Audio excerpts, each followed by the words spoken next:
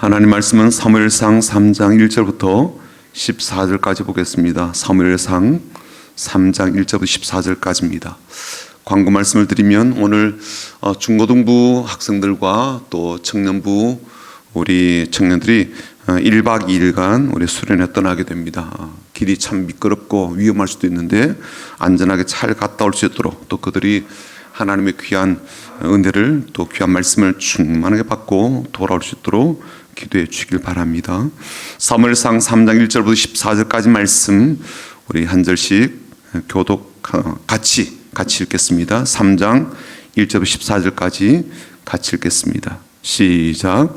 아예 사무엘이 엘리 앞에서 여호와를 섬길 때에는 여호와의 말씀이 희귀하여 이상 흔히 보이지 않았더라.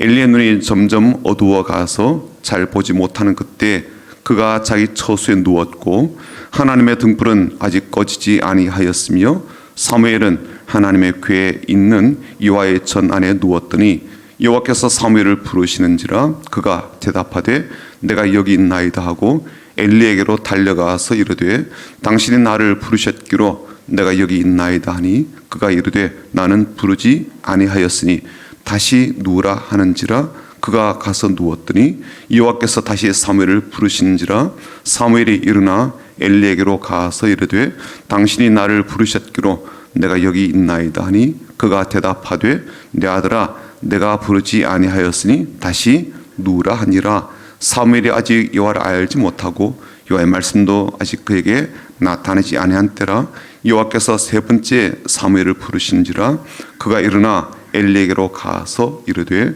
당신이 나를 부르셨기로 내가 여기 있나이다 하니 엘리가 여호와께서 이 아이를 부르신 줄을 깨닫고 엘리가 사무엘에게 이르되 가서 누웠다가 그가 너를 부르시거든 내가 말하기를 여호와여 말씀하옵소서 주의 종이 듣겠나이다 하라 하니 이에 사무엘이 가서 자기 처소에 여호와께서 임하여 서서 전과 같이 사무엘아 사무엘아 부르시는지라 사무엘이 이르되 말씀하옵소서 주의 종이 듣겠나이다 하니 여호와께서 사무엘에게 이르시되 보라 내가 이스라엘 중에 한 일을 행하리니 그것을 듣는 자마다 두 귀가 울리리라. 내가 엘리의 집에 대하여 말한 것을 처음부터 끝까지 그날에 그에게 다 이루리라. 내가 그의 집을 영원토록 심판하겠다고 그에게 말한 것은 그가 아는 죄악 때문이니 이는 그가 자기의 아들들이 저주를 자청하되 금하지 아니하였음이니라. 그러므로 내가 엘리의 집에 대하여 맹세하기를 엘리 집의 죄악은 제물로나 예물로나 영원히 속잠을 받지 못하리라 하였노라 하셨더라. 아멘. 오늘 본문 말씀은요 사사시대의 말기 상황에 대한 말씀으로 이제 시작을 하고 있는데 1절에 그렇게 돼 있죠. 아이 사무엘이 엘리 앞에서 여호와를 섬길 때는 이때가 사사시대 이제 말기입니다. 그때 어떤 상황이었다는 거예요. 여호와의 말씀이 희귀하여 이상 흔히 보이지 않았더라. 그때는요 영적 상태가 암흑과 같아서 하나님 말씀조차 듣기가 어려워질 정도로 희귀한 상황이었고 하나님께서 환상의 비전도 잘 보여주지 않는 그런 시대로 보여진다라는 그런 의미이죠.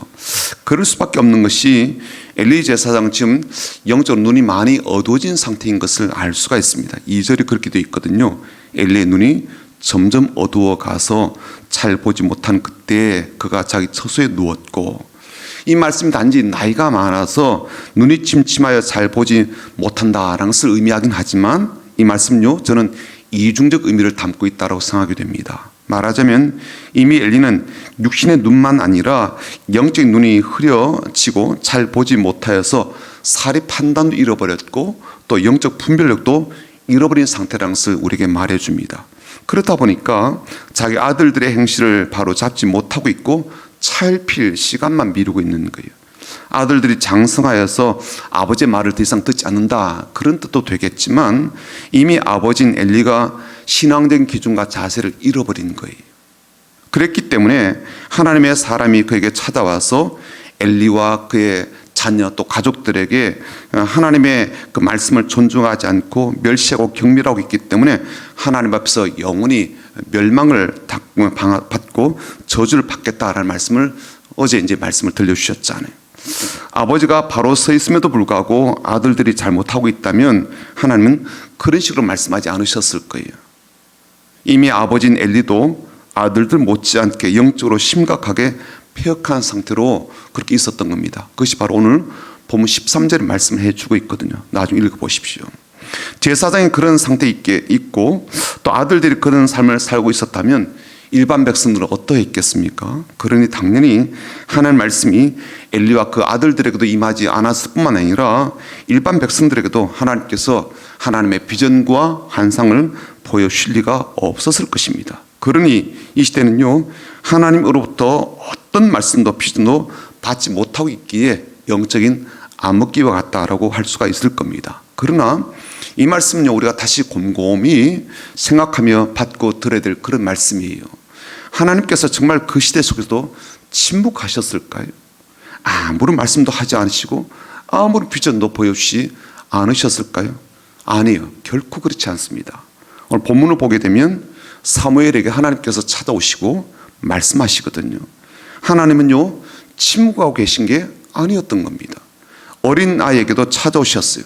하나님 알지 못하던 어린 아이에게도 찾아오셨습니다. 그리고 사무엘에게 찾아오셔서 하신 말씀이 뭐예요? 11절 보십시오. 11절 보시면 이렇게 되어 있죠. 여호와께서 사무엘에게 이르시되 보라, 내가 이스라엘 중에 한 일을 행하리니 그것을 듣는 자마다 두 귀가 울리리라. 현대인의 성경을 보니까 이렇게 번역되었습니다. 주님께서 사무엘에게 말씀하셨다. 내가 이제 이스라엘에서 어떤 일을 하려고 한다. 그것을 듣는 사람마다 무서워서 귀까지 멍멍해질 것이다. 그렇게 번역되어 있습니다. 하나님은요, 이제 이스라엘 백성들 가운데 어떤 일을 행하려고 하시는데 그 일을 듣고 알게 되는 사람마다 귀가 무서워서 멍멍해지게 될 거라는 거예요. 어떤 일이라 하는 것은 뭐냐면 엘리와 그의 집안에 행할 하나님의 일을 말씀하십니다. 그들 가운데 내릴 이제 재앙과 저주에 관한 일이죠. 그런데 하나님은요, 그렇게 엘리의 집안에 내리시는 심판의 과정을 통하여 하나님 지금도 일하고 계시고 심지어 이스라엘 백성들이 일을 하시는 하나님의 뜻과 경고를 그야말로 깨닫게 되기를 바라셨던 거예요. 말하자면 하나님은 지금 숨어 계시거나 자신의 존재를 감추고 계신 분이 아니라는 거죠. 사람들에게 찾아오시기도 하시고 일하기도 하시고 심지어 귀가 멍멍해지도록 말씀도 하신다는 거예요. 그리고 이 사실을 이스라엘 백성들이 깨닫길 바라시는 거죠. 그리고 그렇게 보지 못하고 듣지 못하고 있는 엘리에게조차도 하나님요, 하나님의 사람을 보내어서 하나님의 마음과 뜻을 분명하게 전달하십니다. 그러나 그렇게 하나님의 사람이 엘리에게 그의 집안에 무슨 재앙과 저주가 임하게 될지를 다 알려주었음에도 불구하고 엘리는 어떤 모습을 보여주고 있습니까? 2절에 이렇게 되어 있죠. 엘리의 눈이 점점 어두워가서 잘 보지 못하는 그때 뭐 하고 있어요? 그가 자기 처소에 누웠고 그렇게 되어 있습니다. 이미 그의 나이가 이제 98세까지 되었거든요.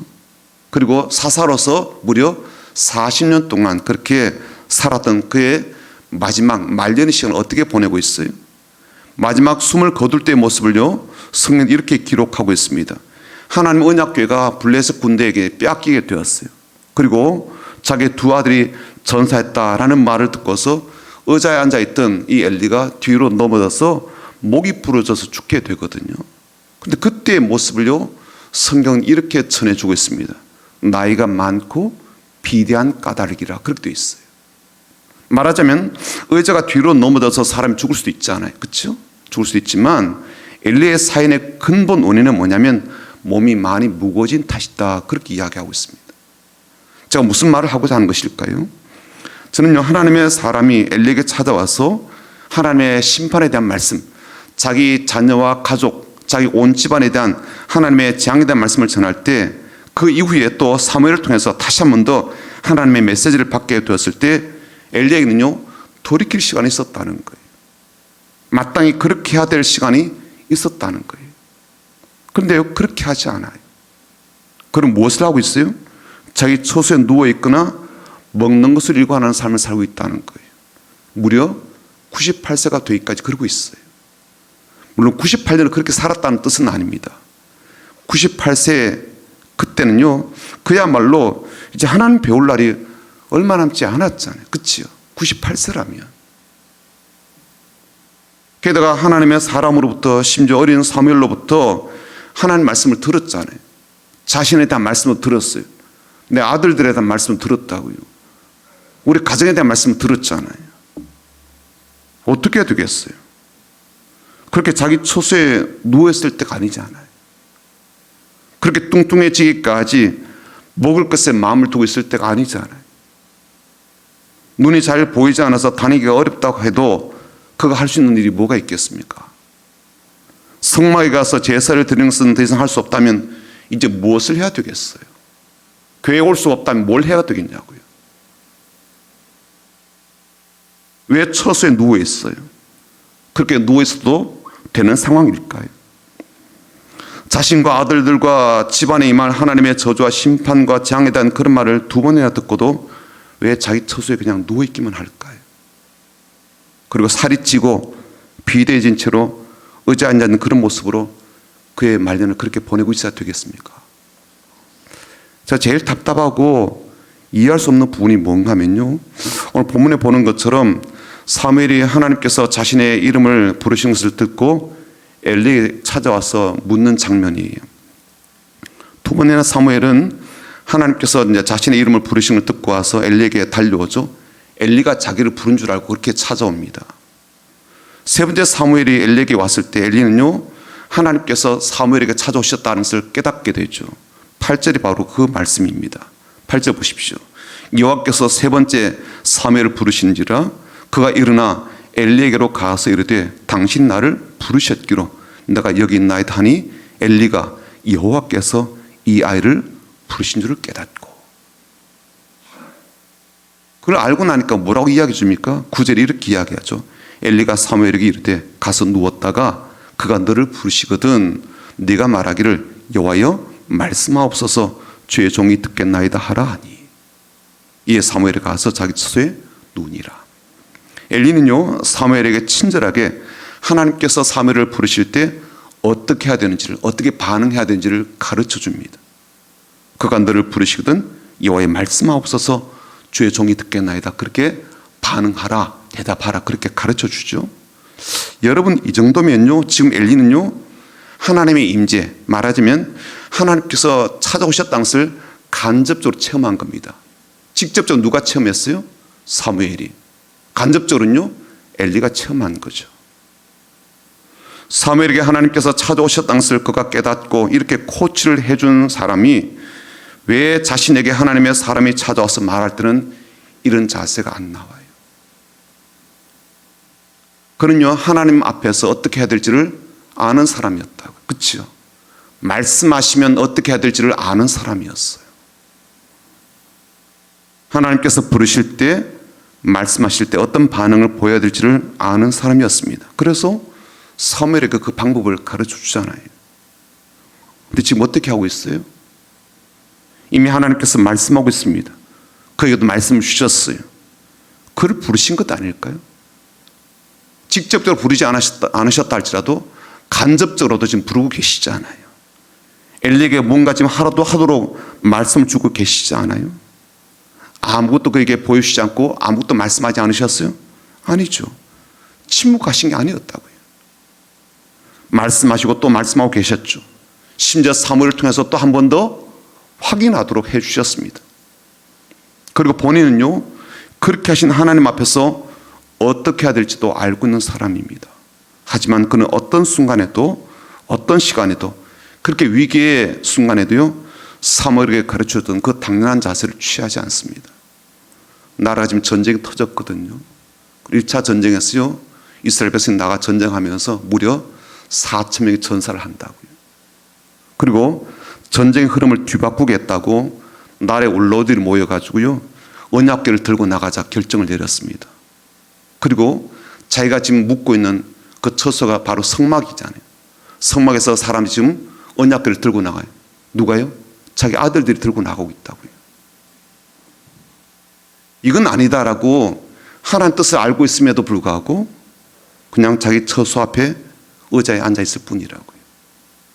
그리고 전쟁에서 대피하고 난 뒤에 들려준 그 참패 소식, 자기 아들이 전사했다는 그러한 소식, 언약궤까지 빼앗겼다는 소식을 듣고 의자에 앉은 채로 뒤로 넘어져서 그 자리에서 즉사하고 말았습니다. 사랑하는 성도 여러분, 여러분 오늘 이 말씀을 들으시면서 무슨 생각을 하셨습니까? 어떤 교훈을 받으셨습니까? 사무엘에게 하나님께서 찾아오신 그런 이야기가 오늘 본문의 중심 주제이긴 하지만 저는 그에 반해 엘리가 보여주고 있는 삶에 대해서 자꾸만 생각하게 되고 마음이 더 갑니다. 사무엘은 아무것도 모르는 어린 아이임에도 불구하고 하나님 앞에서 어떻게 해야 된다는 것을 가르침 받은 대로 그대로 하게 돼요. 하지만 엘리는요, 하나님께서 말씀하실 때 어떻게 해야 되는지를 다 알고 있었죠. 심지어 가르치는 것까지 해 주었지만 정작 자신은요 그렇게 하지 않아요. 삶을 바꾸지 않아요. 경고를 들어도 바꾸지 않습니다. 전 그래서 엘리의 이 모습을 통해서 훨씬 더 중요한 교훈을 받습니다. 하나님 앞에서 어떻게 살아야 되는지를, 하나님께서 말씀하실 때 어떻게 반응해야 되는지를 배우게 됩니다. 그리고 더 중요한 사실은 하나님 지금도 우리에게 말씀하고 있다는 거예요. 지금도. 직접적으로든 간접적으로든 우리에게 말씀하고 계시죠. 그리고 우리에게 이렇게 반응하길 원하시죠. 여호와여 말씀하옵소서, 주의 종이 듣겠나이다. 오늘 저와 여러분이 이런 믿음의 반응과 삶이 있으시기를 주님의 이름으로 축복합니다.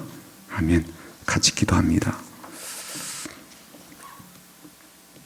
우리 마음을 모아서 어린 사무엘이 그렇게 반응하였던 것처럼 우리에게도 그런 반응이 있도록 도와주십시오.